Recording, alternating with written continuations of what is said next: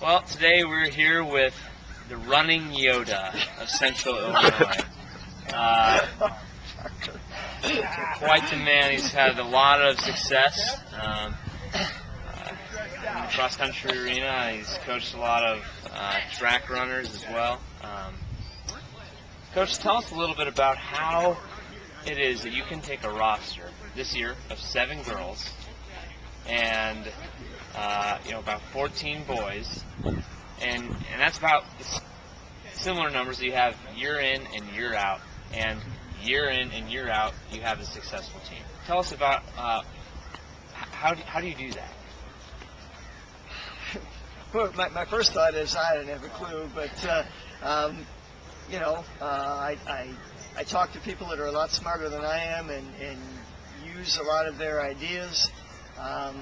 And the coaches in Central Illinois are certainly, they are a great bunch and good people, and they know a lot, so it's good to talk to them.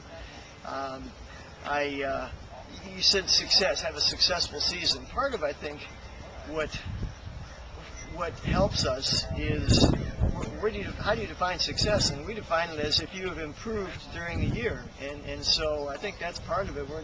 We're not a high pressure as far as we have to do this or that in a meet.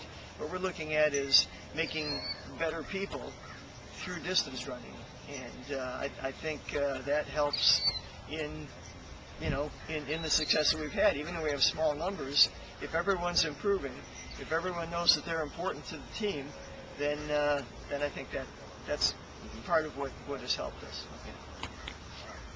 Okay. Coach, tell us a little bit about your training philosophy and how that translates into the workouts, into the races, and to life outside of running. Oh, big question to cover. Well, as far as we try and progress through the season, again, we're improving throughout the season. We want the best race to be at the end, and so we're not looking to have great races early in the season.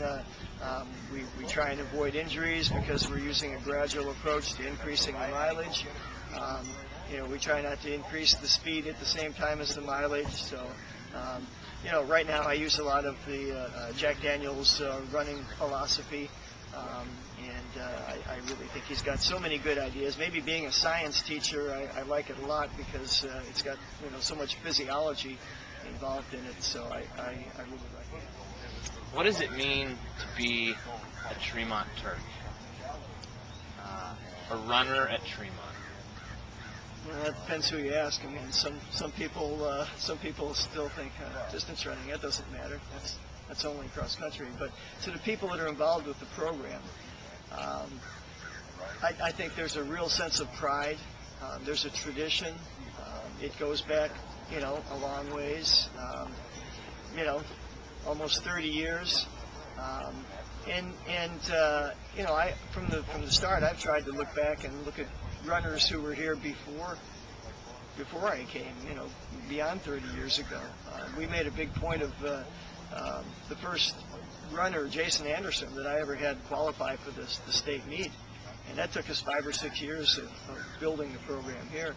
But we said, okay, it's been 25 years since anybody from Tremont made it to the state finals in cross country. So there's a tradition, and we try and foster that.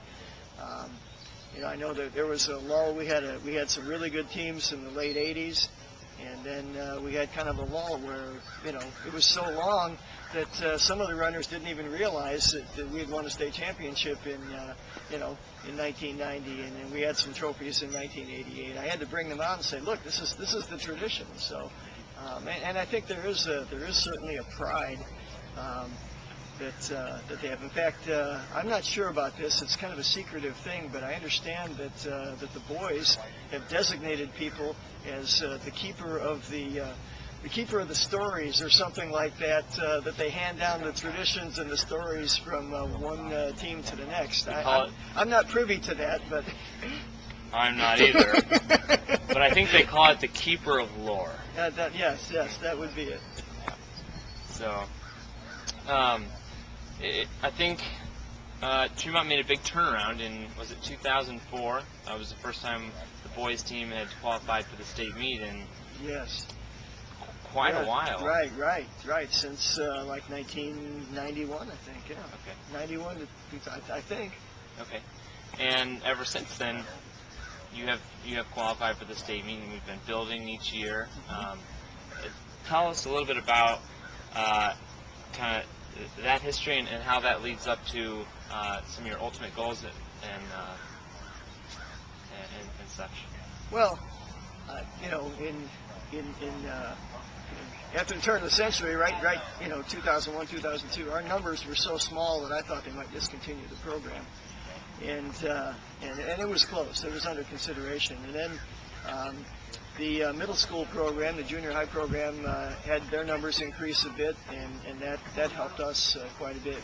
And we owe a lot to the middle school program. Not that it's intense or anything, it's not.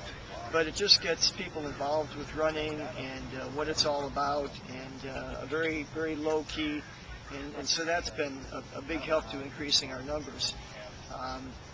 Then we had some people that in 2003, 2004, 2005 that had some talent, but I think more importantly, what I'll say, got the bug, and really bought into the idea of distance running being something important in their life, and that just kind of builds on itself, and now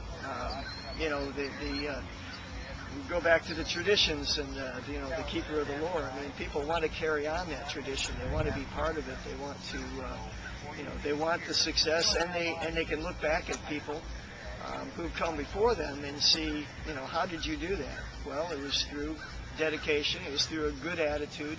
It was through hard work. Tell us a little bit about the goals for this season, 2010, and where you want to be on November 6th. Well, the goals for this year, the ultimate goal is for everyone to become a better person. And we like to do that through distance running. I've said that before, but we want them to improve their times as they go through the season. We want them to run faster than they did last year.